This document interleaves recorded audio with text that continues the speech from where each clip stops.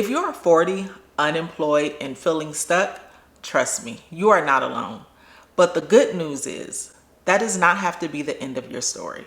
And in today's video, I want to give you real emotional and financial solutions to help you rebuild with hope. It's okay to feel sad, scared, and even embarrassed. But what matters most is what you do next.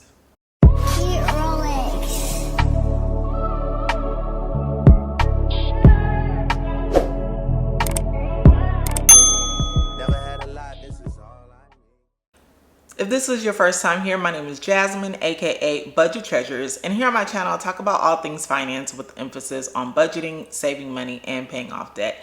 So I really do encourage that you subscribe to the channel. Guys, make sure you give this video a thumbs up. Let's get into it. The first thing I would love for you to do is normalize the struggle. The important thing to realize is that you are not a failure just because you are unemployed and you're 40 or older. The bottom line is things happen, life happens. And when those things happen to us, it is important that we understand how we're feeling. We realize that and we recognize why we feel the way that we feel, because there are different reasons why we may feel embarrassed or sad not having employment at 40 years old. For some, it can be status of life that you're 40 and you're unemployed, where you feel as though you should be pretty established by now. For others, it is strictly financial. You need money to be able to survive. It's probably all of us need money to be able to survive month over month, especially if you don't have certain things in order, like an emergency fund, savings, or different solutions on how you can pull out financial help for you to be able to pay your bills month over month. For others, it could just be feeling like now you're back at ground zero. And let's be honest, ageism is a thing. And if you want a video on that, let me know down in the comments. As a person who has worked in HR, ageism is a thing where it's not as easy to get employment when you are older versus when you are younger. So with that being said, that can cause some of those reasons can cause you to be very emotional, and you want to tap into the reason why you are feeling sad by not being employed at the age of 40. Once you realize and recognize what that is, then we can go ahead and push forward. Here are some key emotional solutions. Seek support. If that's therapy, life groups, friends and family, you just want to make sure that you do not isolate yourself. Sometimes when we get in certain situations, we kind of want to hang back, and that was something that I was feeling. I didn't want to go outside. I didn't want to talk to people. I didn't want to face other people who probably don't even know what I'm going through, but because I know what I'm going through, I'm thinking that everybody is judging me and thinking, wow, she's, the girl with no job, the woman with no job over 40. What are you going to do now? People always have that question, what you going to do now? So it is important that we do not isolate, that we find those support groups in our friends, our families, if it's professional assistance and help, so that we can take care of the key reasons why we're feeling embarrassed or sad being unemployed over 40. Because we really need to heal that area so that we can move forward with what the next steps are in finding other financial solutions, or being employed rather with another company, or even starting your own business. So you definitely want to seek support. And once again, that is with therapy, small groups, small church groups, friends and families, but make sure that you do not isolate yourself.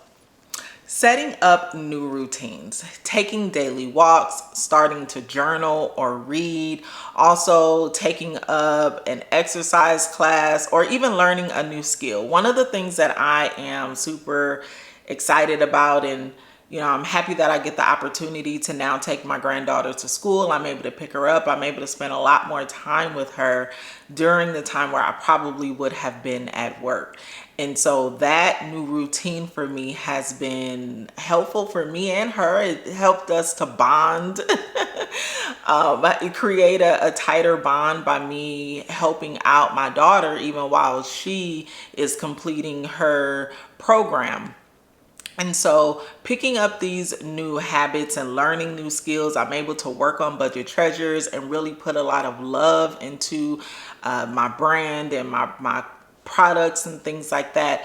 So I will encourage you to create or find new daily routines that actually feed your spirit, it feeds your growth, and you may even be able to help out in areas where you weren't able to help before because you were working. So redefine your identity. We are not our job titles, and our worth is not tied up in a company, a position, a job. We are valuable without all of those things that we have attached to us, without the letters behind our names that we have worked so hard for, and the different positions that we have. And that's something that's really key, because as I am going through the process of figuring out what I really, really want to do, sometimes when I'm searching for jobs, I am often reminded, or of course I'm searching for jobs with the skill set that I have and certain type of positions I'm like, I want to apply for, and certain other type of positions I don't. Number one, because of the salary. And then number two, I think sometimes, well, if I'm just doing this, how much value is that attached to me? How much more valuable will that make me? And we see this all the time. Sometimes people fluff up their positions because they feel that it makes them more valuable as a person, or they love to flaunt the careers that they have, and not because of the hard work or the change that they're making, or the difference that they're making in people's lives, but merely because of the salary that may be attached to it, or just the title of that position. I have seen where, oh my goodness, I don't know if I want to say this, but I have seen where people will make other people think that their position is higher than what it really is because of the status of that position. So I mean, I can go off on a tangent on that, but we just have to remember that we are not our job titles. We are not, our worth is not wrapped up in the company that we work for, in the job titles that we hold, and all those different things. So we have to know that we are worth everything without being attached to those things. And it just makes life freer, easier. It makes looking for a job easier because you're going in with a different mindset. The bottom line is, of course, if we have bills to pay, we need to find income to come in. And our main thing is you really want to be happy with the work that you're doing. There are so many people in this world who are working to bring in an income, but they don't necessarily love what they do. Just take a moment and think about the people in your life. How many people love getting up and going to work every day? Think about it. There's only a few people who actually love going to work every day. But mainly what you hear is, oh my gosh, I gotta go to work tomorrow's Monday. Oh, I wish I wasn't here. I can't wait till I get off. You just hear so many of those grumblings. So it is important that while we are transitioning, when you're 40, you're unemployed, and you are looking to rebuild, that you're rebuilding knowing your worth and who you are just because of who you are and the skill set that you have. So if you like what you've heard so far, please make sure that you give this video a thumbs up. If you can resonate with any of those emotional topics that we just talked about, make sure that you are subscribed to the channel. Make sure you share this video as well.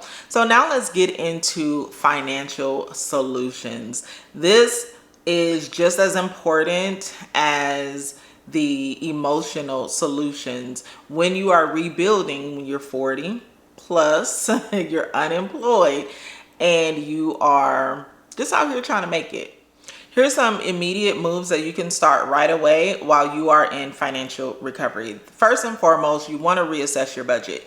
We have to cut the fluff. You want to reduce your expenses as much as you can, reducing or maybe cutting cable or subscriptions that you may have, other things that may be taken away from the budget that can be used on the essentials. And what are the essentials? Your utility bills, your rent or mortgage, your transportation so that you can get around, and your internet is an essential. I know when we talk about the four walls, we talk about the rent, mortgage, we talk transportation, we talk utilities, and there's one more that's escaping my mind, but it's now 5. We need internet. You have to pay for internet, and depending on what it is that you do, like for example, for me, I produce social media content, mainly YouTube.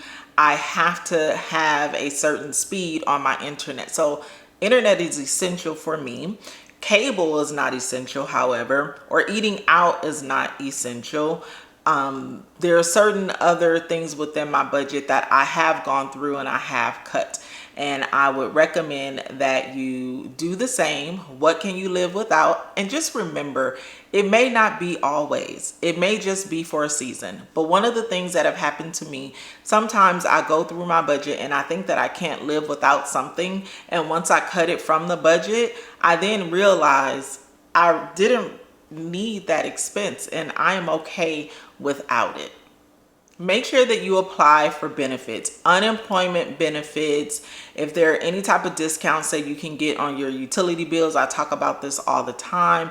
Any type of government assistance that is available to you, anything that will help you to be able to maintain your daily life, apply for it. We're going to go back up to the emotional support and the emotional recovery. Do not be embarrassed by these things. You needed to be able to live, and it is okay. That's why they have these programs out there for us to be able to utilize when we need them. So apply for unemployment as soon as you possibly can and utilize what you are already paying into. I have gotten discounts on different things. Use my utility bills. Let me be specific. If you're able to get any type of cash aid or food stamps that may be able to help you with just buying food, like, it's okay. That's why it's there. Do not be embarrassed if you have to utilize that support. So freelancing or starting small gigs, this is going to come in clutch. If you are able to use a skill that you have to do any type of freelance work, that will be helpful to bring in extra money. If you need to Uber, Lyft, food services, all of those things are very helpful. Just yesterday, I picked up a freelance job and I was able to make some extra money, and that will help me to pay one of my more heftier bills that I am responsible for month over month. So get those skills, start putting them to work and making some extra money. So now let's talk about some long-term moves that you can make to help you with your financial recovery. That may be in learning a new skill. There are different certificates that you can pick up along the way that will make you more marketable for a specific role or job that you are applying for. I am currently in school. I am almost about to get my bachelor's degree in a couple of months, and I am super excited about it. That was definitely a long-term goal, and now I'm in a season where having a bachelor's degree is going to be very helpful, and then also continue to work on my master's degree. I'll have a human resources certificate that, alongside with the experience that I have, will make me more marketable as I am looking for jobs. So as a long-term solution to your financial recovery, make sure you're continuing to brush up on your skills and getting any type of certifications that will help you to be more marketable, especially now, okay? Experience is amazing. Sometimes I think, to be honest with you, I think experience is more valuable than the certificate, but when you have both, you're a force to be reckoned with. You may even need to do a career pivot. If there's one area that you've worked in for a long time or a couple of years, there are certain skills within that job that you have where you can pivot into another type of role. That happens all of the time, and it's actually a strategy to help you to be more marketable for more jobs. That is something that I am doing. I am not applying for just human resources roles or just call center management professional roles. I am applying for different things within the role that I did, which I did a lot, that will help me, that is helping me to be marketable in other areas in the job that I had. So that is very important. Look at everything that you did, because it can all be used to pivot into another career. And the last thing that I will say is networking. If it is one thing that I am learning, honey, networking is important. You need to be able to create good relationships and nurture their relationships, because you never know when you may need someone. You just never, ever know. I'm applying for a job, and I reached out to my old associate director from years ago, and I even had to remember, oh my goodness, how was my performance at that job? But it was amazing. My performance has always been good, especially when we're talking about leadership positions, because that's where I really thrive. However, make sure that you are networking. You're going to networking events. You are on LinkedIn. You're engaging on LinkedIn, and you are just connecting with different people, because at the end of the day, sometimes you will only get ahead in life by the network that you have and the circles and the communities that you are in. So make sure that you are being very intentional and networking with different people. If you are a person who's kind of shy and you're kind of reserved and you don't feel comfortable in those spaces, do some research to get uncomfortable.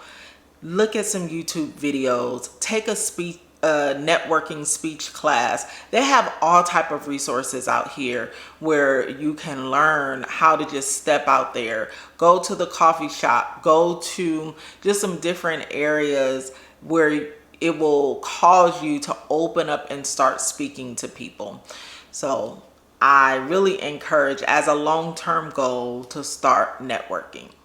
So if you are 40 and over, you are unemployed, and you are finding hope, you are not starting from scratch. You are starting from experience.